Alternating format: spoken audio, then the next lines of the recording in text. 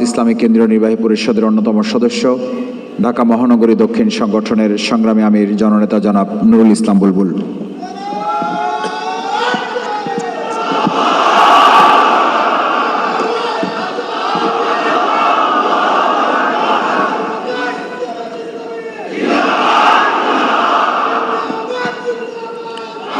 বিসমিল্লাহির রহমানির রহিম। বাংলাদেশ জামাত ইসলামী ঢাকা মহানগরী দক্ষিণ কর্তৃক আয়োজিত আজকের এই ঐতিহাসিক কর্মী সম্মেলনে সম্মানিত সঞ্চালক, বাংলাদেশ জামাত ইসলামীর কেন্দ্রীয় কর্ম পরিষদের অন্যতম সদস্য, ঢাকা মহানগরী দক্ষিণের সংগ্রামী সেক্রেটারি ডক্টর শফিকুল ইসলাম মাসুদ, মহানগরীর সম্মানিত নেতৃবৃন্দ, থানা এবং পেশাজীবী বিভাগ সমূহের দায়িত্বশীল ভাইরা, সমবেত প্রাণপ্রিয় দিনী ভাইরা, যাদের নিয়ে আজকের আয়োজন, আসসালামু আলাইকুম ওয়া রাহমাতুল্লাহি ওয়া বারাকাতুহু। আল্লাহ তাআলা শুকরিয়া আদায় করছি, আলহামদুলিল্লাহ, যে আমরা জুলাই আগস্টের গণ অভ্যুত্থানের মধ্য দিয়ে আমরা একটা নতুন বাংলাদেশ পেয়েছি এবং এই নতুন বাংলাদেশে আল্লাহ রাব্বুল আলামিন আমাদেরকে উন্মুক্ত পরিবেশে এই ধরনের কর্মী সম্মেলন আয়োজনের তৌফিক দান করেছেন, আলহামদুলিল্লাহ। রাসূল করিম সাল্লাল্লাহু আলাইহি ওয়াসাল্লামের প্রতি দুরূদ ও সালাম বর্ষিত হোক, সাল্লাল্লাহু আলাইহি ওয়াসাল্লাম।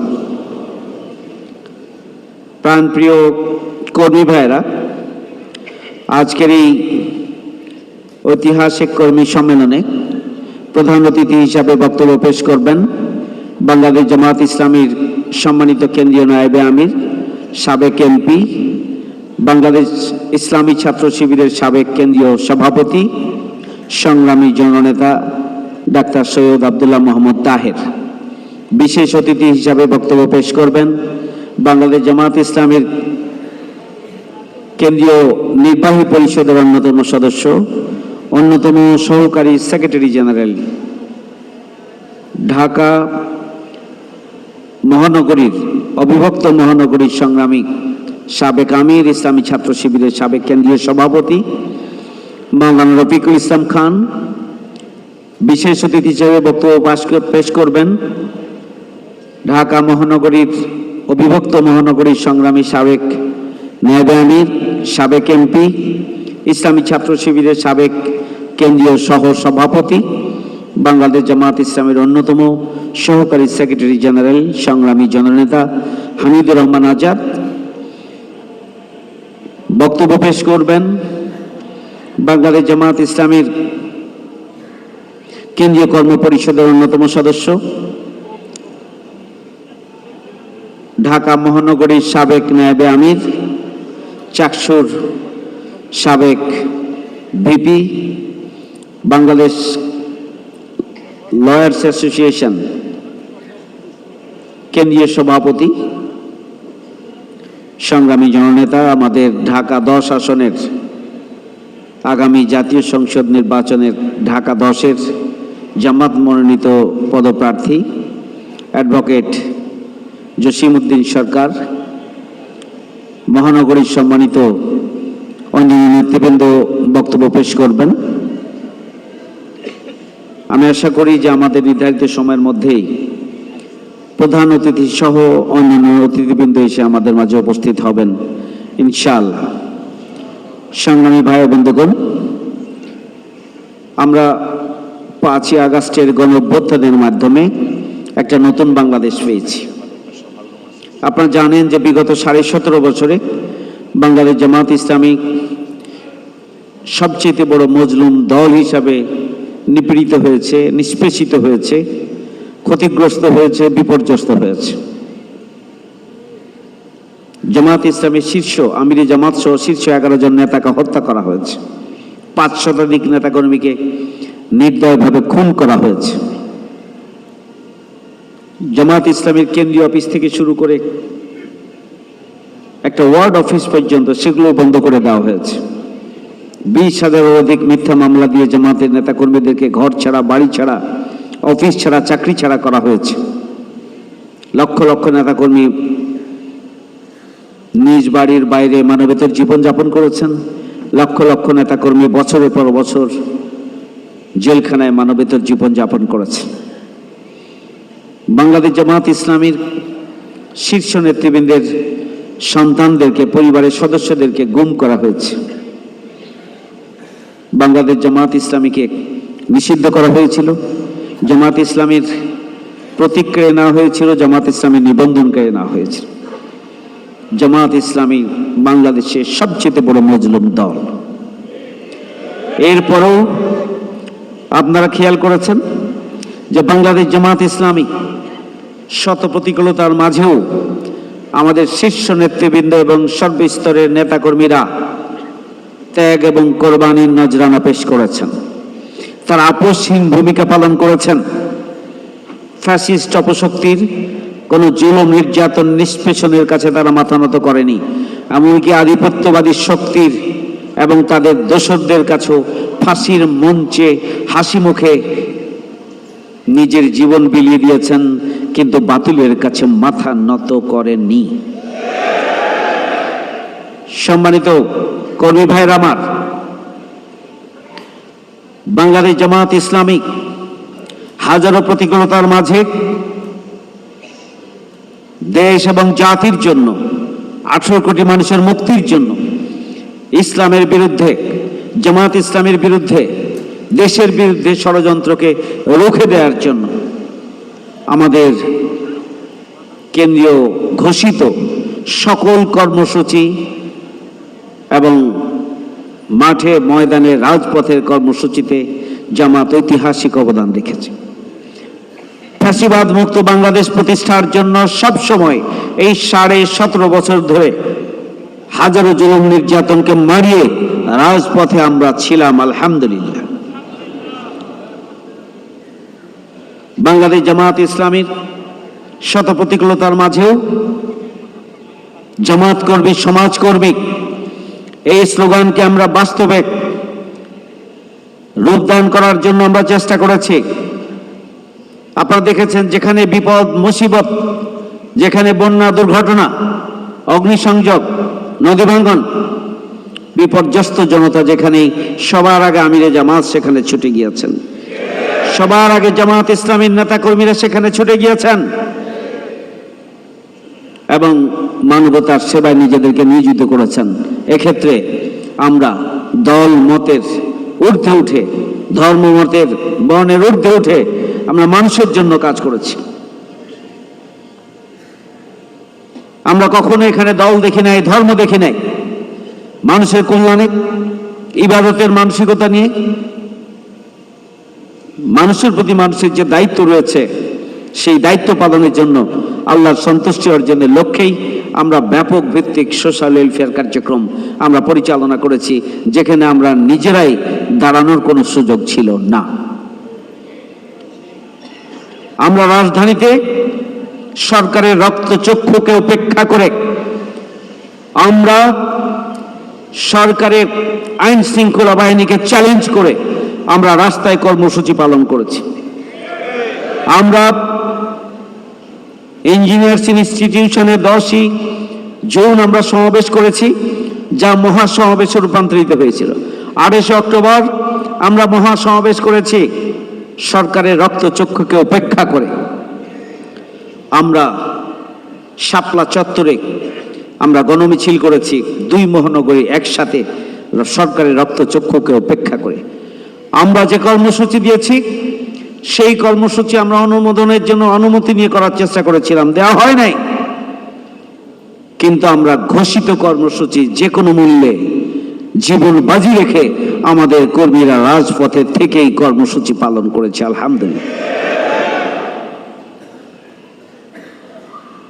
সংগ্রামী ভাই বন্ধুগণ, বাংলাদেশ জামাত ইসলামী শত প্রতিকূলতার মাঝেও একদিকে যেমনি ভাবে রাজপথে রাজনৈতিক কর্মসূচি নিয়ে মাঠে থেকেছে, অন্যদিকে ব্যাপক ভিত্তিক সোশ্যাল ওয়েলফেয়ার কার্যক্রম পরিচালনা করেছে। পাশাপাশি সংগঠনের আভ্যন্তরীণ কার্যক্রম শত প্রতিকূলতার মাঝেই আমরা কৌশল অবলম্বন করে আমরা ভিন্নভাবে ভিন্ন প্রক্রিয়ায় আমরা আমাদের ইউনিট থেকে শুরু করে মহানগরী এবং কেন্দ্রের সামগ্রিক কার্যক্রম আমরা অব্যাহত রেখেছি আলহামদুলিল্লাহ। সৎ দক্ষ দেশপ্রেমিক নাগরিক তৈরির কারখানা বাংলাদেশ জামাত ইসলামী। আমাদের এই কার্যক্রম, লোক তৈরির কার্যক্রম, প্রশিক্ষণ কার্যক্রম এবং আগামী দিনে দেশ এবং জাতিকে সৎ দক্ষ দেশপ্রেমিক নৈতিকতা সম্পন্ন নেতৃত্ব উপহার দেওয়ার কার্যক্রম জামাত ইসলামী বাংলাদেশ সকল পরিস্থিতিতেই অব্যাহত রেখেছে আলহামদুলিল্লাহ। জামাত ইসলামীকে নিঃশেষ করা যায়নি, জামাত ইসলামীকে ধ্বংস করা যায়নি, জামাত ইসলামীকে নিশ্চিহ্ন করা যায়নি, জামাত ইসলামীকে নিশ্চিহ্ন করা যায় না। প্রিয় ভাইরা আমার, আজকে জামাত ইসলামীর এই ধরনের ভূমিকার কারণে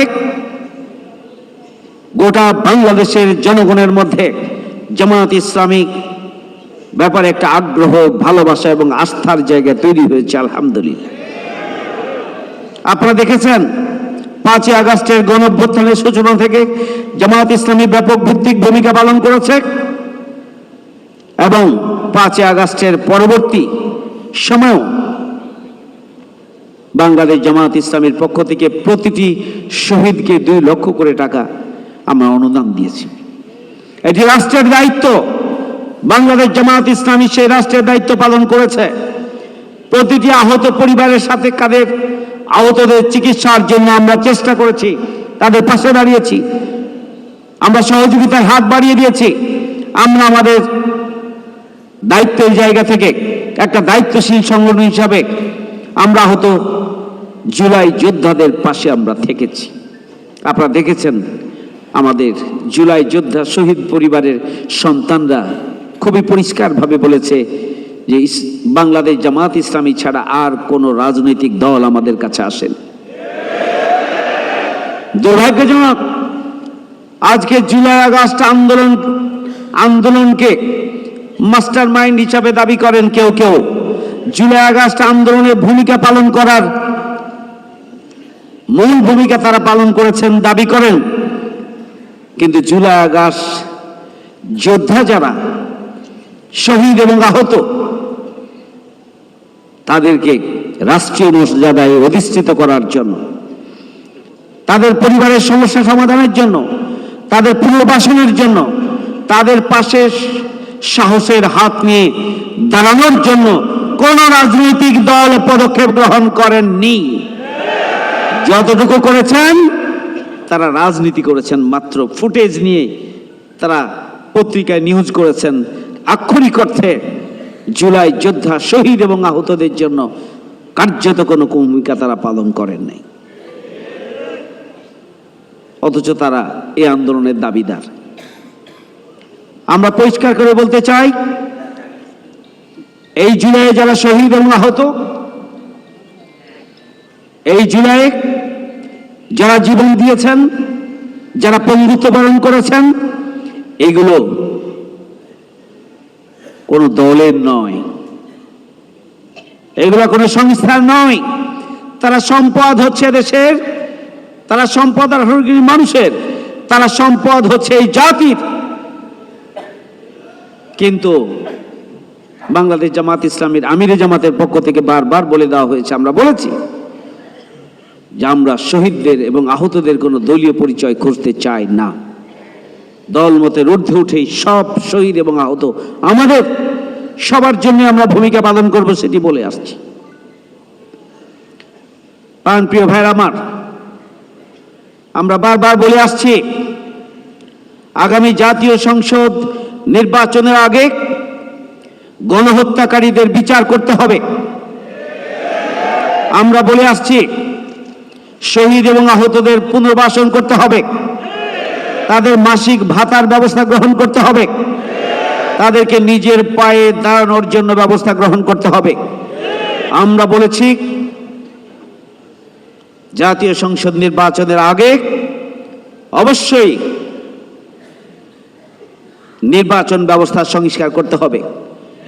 অবশ্যই রাষ্ট্র এবং সংবিধানের সংস্কারের মধ্য দিয়ে আগামী দিনে একটি দেশপ্রেমিক গণতান্ত্রিক দলের হাতে, যারা সৎ দক্ষ দেশপ্রেমিক, তাদের হাতে যেন জনগণ স্বতঃস্ফূর্তভাবে ভোট দিয়ে ভোটাধিকার প্রয়োগ করে উপযুক্ত ব্যক্তিদেরকে আগামী দিনে রাষ্ট্র ক্ষমতায় আনার মধ্য দিয়ে জুলাই আগস্ট আন্দোলনের যে চেতনা, সেই চেতনার সার্থক বাস্তবায়নের জন্য যেন ভূমিকা পালন করতে পারে, সেই ব্যবস্থা গ্রহণ করতে হবে আমরা বলেছি। আমরা 7 দফা দাবি নিয়ে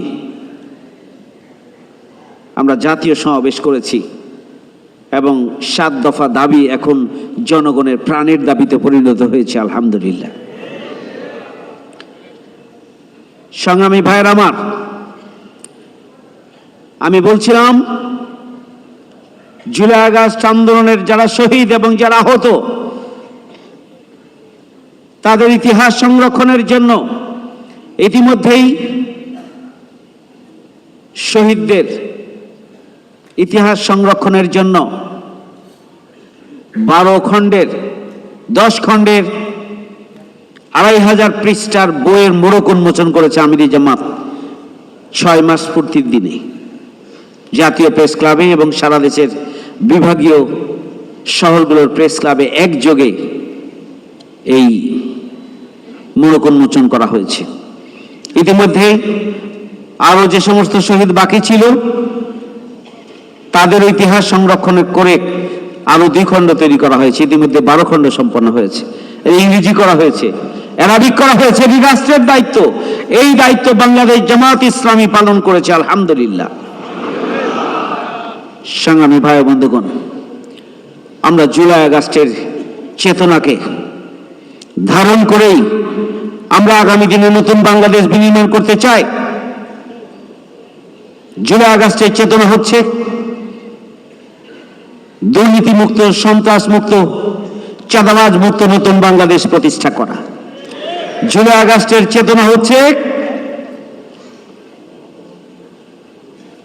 ফ্যাসিবাদ মুক্ত, বৈষম্য মুক্ত, ইনসাফের মানবিক বাংলাদেশ প্রতিষ্ঠা করা। জুলাই আগস্টের চেতনা হচ্ছে উই ওয়ান্ট জাস্টিস, ন্যায় বিচারের বাংলাদেশ প্রতিষ্ঠা করা।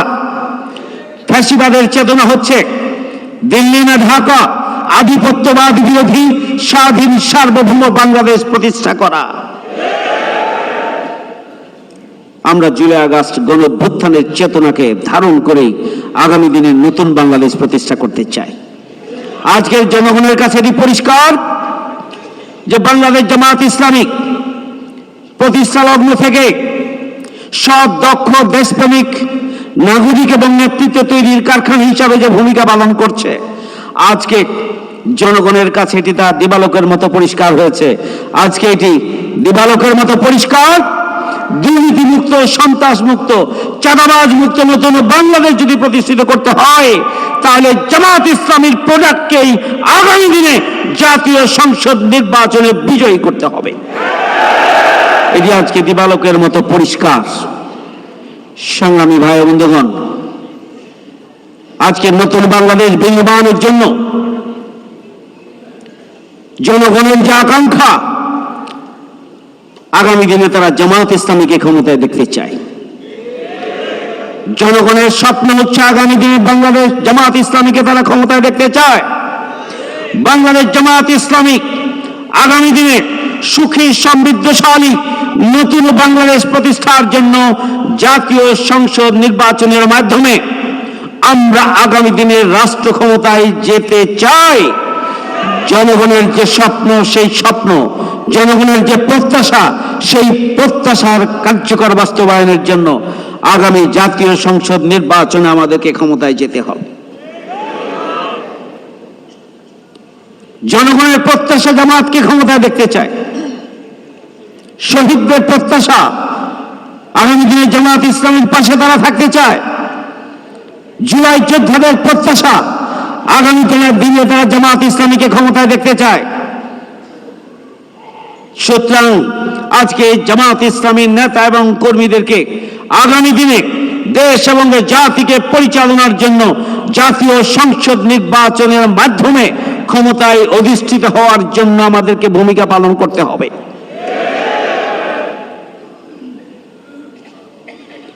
সংগ্রামী ভাইয়ের আমার, বাংলাদেশ জামাত ইসলামী আগামী জাতীয় সংসদ নির্বাচনের জন্য ইতিমধ্যে 300 আসনে প্রার্থী নির্ধারণ করেছেন। আপনারা জানেন, শুধু 300 আসনে প্রার্থী নির্ধারণ নয়, ইতিমধ্যে তৃণমূল থেকে শুরু করে প্রতিটি পাড়ায়, গ্রামে, ওয়ার্ডে, থানায়, উপজেলায়, জেলায়, মহানগরীতে প্রতিটি আসনে আসনে ব্যাপক ভিত্তিক নির্বাচনী কার্যক্রম বাংলাদেশ জামাত ইসলামী শুরু করেছে। জামাত ইসলামী একটি নির্বাচনমুখী দল। দেশের গ্রহণযোগ্য সমস্ত নির্বাচনে বাংলাদেশ জামাত ইসলামী অংশগ্রহণ করেছে। সুতরাং আজকে আমরা যখন নির্বাচনের আগে বিচারের কথা বলি, নির্বাচনের আগে যখন সংস্কারের কথা বলি, জাতীয় নির্বাচনের আগে যখন স্থানীয় নির্বাচনের কথা বলি, আমরা যখন জাতীয় নির্বাচনকে পিআর পদ্ধতির মাধ্যমে করার কথা বলি, আমরা যখন শহীদ পরিবার এবং আহতদের পুনর্বাসনকে শর্ত হিসাবে দেই, তখন কেউ কেউ বলতে চান নির্বাচনকে পিছানোর চক্রান্তের অংশ হিসাবেই জামাত ইসলামী এটি করছে। মিথ্যা কথা। সংগ্রামী ভাইয়ের আমার, জামাত ইসলামী 300 আসনে প্রার্থী দিয়েছেন। ইতিমধ্যে এদেশের বড় বড় ইসলামী দলগুলো আগামী দিনে জামাত ইসলামী সহ বড় বড় ইসলামী দলগুলো সমঝোতার ভিত্তিতে প্রতিটি আসনে ইসলামপন্থী এবং দেশপ্রেমিক রাজনৈতিক দলগুলোর একটি মাত্র ভোটের বাক্স থাকবে, একজন মাত্র প্রার্থী থাকবে। সেই ধরনের পরিস্থিতি তৈরির জন্য ইতিমধ্যেই উল্লেখযোগ্য সংখ্যক ইসলামী দলগুলো ঐক্যমতের ভিত্তিতে পৌঁছেছে, আলহামদুলিল্লাহ।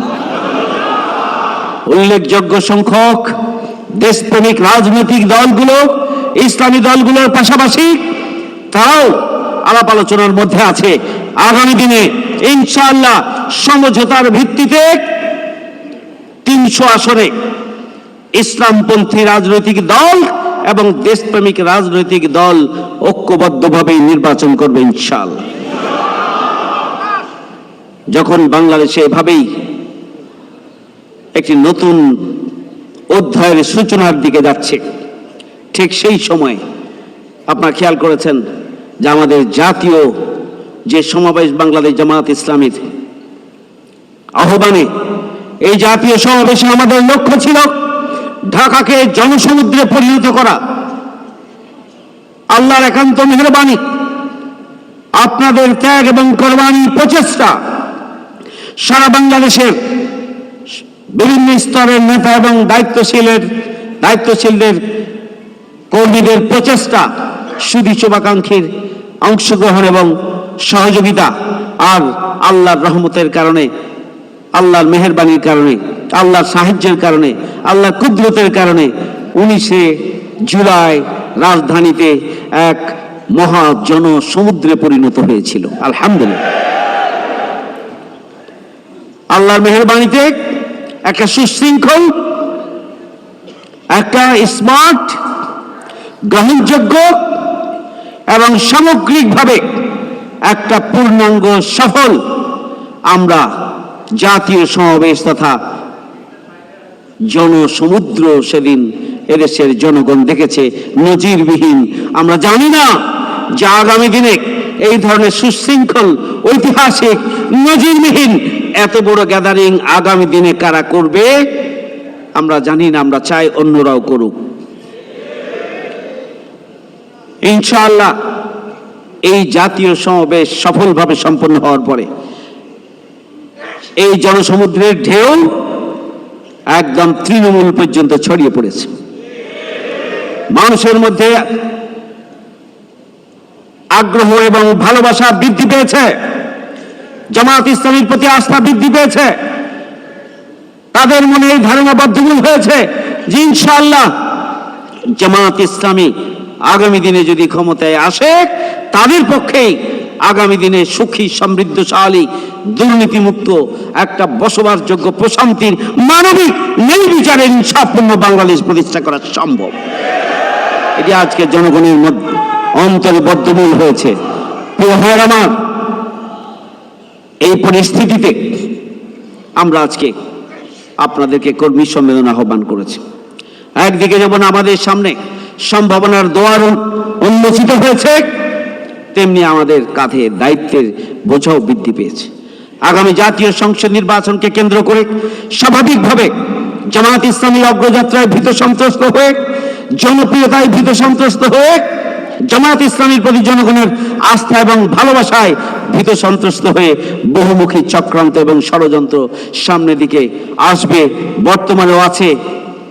এটি স্বাভাবিক। আমরা ফ্যাসিস্ট অপশক্তি, রাষ্ট্রীয় শক্তি হাসিনাকে আমরা মোকাবেলা করেছি।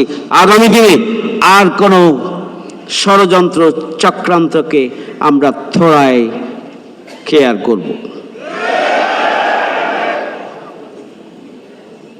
সুতরাং যারা চক্রান্ত ষড়যন্ত্র করছেন, সে আশায় ঘুরে বালি, কোনো লাভ নেই। 24 জুলাই আগস্টের আন্দোলনের আগের বাংলাদেশ আর জুলাই আগস্ট পরবর্তী নতুন বাংলাদেশ, এদেশের জনগণ সজাগ, সচেতন, সদা জাগ্রত, যে কোনো চক্রান্ত রুখে দেওয়ার জন্য তারা প্রস্তুত আছে। যেভাবে ক্ষমতায় যাওয়ার স্বপ্ন ব্যর্থতায় পর্যবসিত হবে। আগামী দিনে একটি নির্বাচন অনুষ্ঠিত হতে হবে, সেখানে লেভেল প্লেইং ফিল্ড নিশ্চিত করতে হবে, সেখানে আইন শৃঙ্খলা বাহিনীর নিরপেক্ষ ভূমিকা পালন করতে হবে, সেখানে সরকার এবং নির্বাচন কমিশনকে নিরপেক্ষ ভূমিকা পালন করতে হবে, এবং এর মধ্য দিয়ে আগামী দিনে ইতিহাসের নজিরবিহীন গ্রহণযোগ্য নির্বাচনের ব্যবস্থা এই সরকারকে করতে হবে। যতক্ষণ পর্যন্ত সেই পরিস্থিতি তৈরি করতে পারবেন না, ততক্ষণ পর্যন্ত বাংলাদেশে কোনো নির্বাচন হবে না। সংগ্রামী ভাই বন্ধুগণ, বাংলাদেশ জামায়াত ইসলামী আগামী জাতীয় সংসদ নির্বাচনকে সামনে রেখে আমরা আপনাদের প্রতি আহ্বান জানাতে চাই, আসুন জনগণের প্রত্যাশা পূরণে, জনগণের স্বপ্ন পূরণে, নতুন বাংলাদেশ বিনির্মাণে, আগামী জাতীয় সংসদ নির্বাচনকে একটা ঐতিহাসিক ফলাফলে রূপান্তরের জন্য আমাদেরকে এখন থেকে ত্যাগ এবং কোরবানির নজরানা পেশ করতে হবে। আর্থিকভাবে আমরা অতীতে যে যা কোরবানি করেছি, 54 বছরের মধ্যে আমাদের ব্যক্তিগত জীবনের সবচেয়ে বড় কোরবানি আগামী জাতীয় নির্বাচনকে কেন্দ্র করে আর্থিকভাবে আমাদেরকে কোরবানি করার জন্য সিদ্ধান্ত গ্রহণ করতে হবে। প্রিয় ভাইয়ের আমার, এই আর্থিক কোরবানির জন্য আপনারা যে পরিমাণ কোরবানি এই বছরে আপনারা করেছেন, আর্থিক কোরবানির জন্য এককালীন যে ওয়াদা করেছিলেন, কমপক্ষে সেই ওয়াদার 5 গুণ ওয়াদা হবে নির্বাচনী ওয়াদা এই বছরে। 300 আসনে আমাদের নির্বাচন। সুতরাং যে যা ওয়াদা করেছেন তার 5 গুণ ওয়াদা হবে নির্বাচনী ওয়াদা, ইনশাআল্লাহ। এটি ব্যক্তিগতভাবে দিতে হবে। 2 নম্বর হচ্ছে, আপনারা প্রত্যেককেই আবার আমাদের জনশক্তির বাইরে আপনাদের বন্ধু বান্ধব, আত্মীয় স্বজন থেকে আরো 5 গুণ পরিমাণ প্রত্যেকেই আদায় করতে হবে। অর্থাৎ আমরা 1 বছরে এককালীন ওয়াদায় যে আয় করার জন্য আপনারা ওয়াদা করেছেন, এতে যে আয় হবে তার 10 গুণ আয় ছাড়া কেন্দ্রের কোটা পূরণ এবং রাজধানীর 7টি আসনে নির্বাচনের বৈতরণী পার হওয়ার জন্য আমাদের সব ধরনের প্রস্তুতি সম্পন্ন করে নির্বাচনী যুদ্ধে বিজয় অর্জনের জন্য আমাদের যে ব্যয় হবে, সেই ব্যয়ের জন্যই এই পরিকল্পনা আমরা গ্রহণ করেছি। আপনাদের সময়, শ্রম, মেধা, অর্থ সম্পদ, আপনাদের দক্ষতা, আপনাদের যোগ্যতা সবকিছুকে একনিষ্ঠভাবে কাজে লাগিয়ে আগামী জাতীয় নির্বাচনের জন্য এখন থেকেই আমাদের সাংগঠনিক রেগুলার কাজের পাশাপাশি আমাদেরকে নির্বাচনী কার্যক্রমকে অগ্রাধিকারের ভিত্তিতেই নির্বাচনী কার্যক্রমকে পরিচালনা করার জন্য এখন থেকে আপনাদেরকে ভূমিকা পালন করতে হবে। 3, আপনাদের বিজয়ের জন্য যে শর্ত আল্লাহ দিয়েছেন সেই শর্ত পূরণে আপনাদের নিজেদের মান উন্নয়নের জন্য কার্যকর পদক্ষেপ রাখতে হবে। আল্লাহ রাব্বুল আলামিন বলেছেন, ওয়া তুহিব্বুনাহা নাসরুম মিনাল্লাহি ওয়া ফাতহুন কারীব, তোমাদেরকে তাও দেওয়া হবে যা তোমরা আকাঙ্ক্ষা করো, সেটি হচ্ছে আল্লাহর সাহায্য এবং বিজয়। বিজয়ের জন্য শর্ত হচ্ছে ওয়ালা তাহিনু ওয়ালা তাহজানু ওয়া আনতুমুল আলাউনা ইন কুনতুম মুমিনিন, তোমরা ভয় করো না, ঘাবড়ে যেও না, তোমরাই বিজয়ী হবে যদি তোমরা মুমিন হও।